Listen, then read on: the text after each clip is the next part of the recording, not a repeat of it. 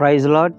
మరి సమయమందు దేవుని యొక్క నామమును బట్టి ఈ యొక్క ప్రశస్తమైన స్థలంలో ఉన్నప్పుడు మరి ప్రభు అయిన యేసుక్రీస్తు కూడా ఆయన కొండ మీద ప్రసంగం చేయడానికి వెళ్ళినప్పుడు ఆయన ఇలాగే ఒక బండ మీద కూర్చుని దేవుని యొక్క వాక్యాన్ని చెబుతూ ఆయన నోరు తెరిచి మరి ఇలాగూ బోధింపసాగిను అనే మాట ఈ సమయంలో నేను జ్ఞాపకం చేసుకుంటూ ఉన్నాను. యేసు ప్రభు వారు మరి కొండ మీద ప్రసంగం చెప్తా అక్కడున్న వారందరినీ కూడా ఉద్దేశిస్తూ మరి ఎంతో ప్రత్యేకమైన ధన్యతలు, ఒక 9 ధన్యతలు గురించిన మాటలు అక్కడ చెప్తూ ఉన్నాడు. అందులో ఈరోజు ప్రాముఖ్యంగా ఒక మాటను మనం జ్ఞాపకం చేసుకుందాం. పరిశుద్ధ గ్రంథంలో నుంచి మరి మత్తయి సువార్త 5వ అధ్యాయము 1వ వచనం, 2వ వచనం, 3వ వచనం కూడా మనం చదువుకుందాం. ఆయన జనసమూహములను చూచి కొండ ఎక్కి కూర్చుండగా ఆయన శిష్యులు ఆయన ఎద్దకు వచ్చిరి. అప్పుడు ఆయన నోరు తెరిచి ఎలాగూ బోధింపసాగెను. ఆత్మ విషయమై దీనులైన వారు ధన్యులు, పరలోక రాజ్యము వారిది అని అంటున్నాడు. ఈ 3వ వచనం ప్రత్యేకంగా ఆత్మ విషయమై దీనులైన వారు ధన్యులు, పరలోక రాజ్యము వారిది అంటున్నాడు. పరలోక రాజ్యంలో ఒక ప్రత్యేకమైన స్థానాన్ని దేవుడు ఇక్కడ మనకు చూపిస్తున్నాడు.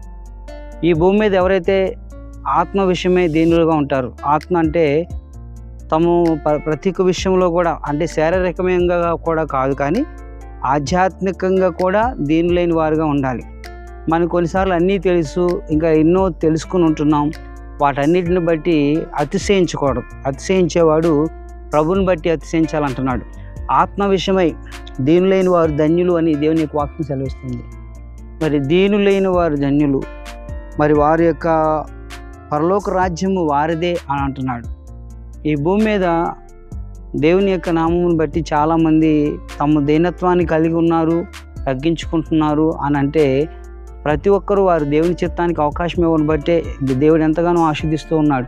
మరి ఈ సమయంలో పరలోక రాజ్యంలో మనం వారసులుగా కావాలంటే ఆత్మ విషయమే దీనులైన వారు ధన్యులు అని చెప్తున్నాడు.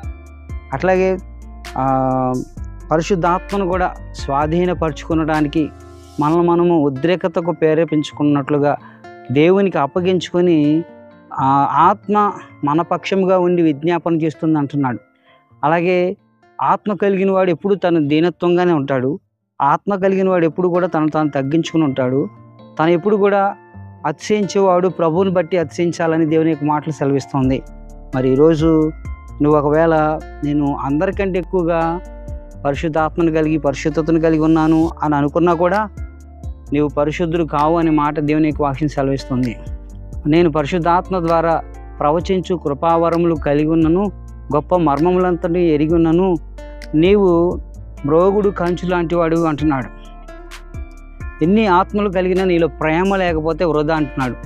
మరి ఆత్మ విషయమే దీనులైన వారు ధన్యులు. ఆత్మ ఏం కలిగిస్తుందంటే దీనత్వము, ప్రతిదీ తగ్గింపు అనేది. మరి ఈరోజు అటువంటి తగ్గింపు మీలో ఉందా?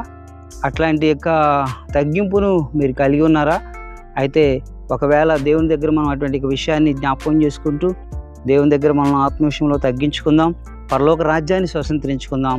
ఈ కొద్ది మాటలు దేవుడు దీవించును గాక. ఆమేన్. God bless you all.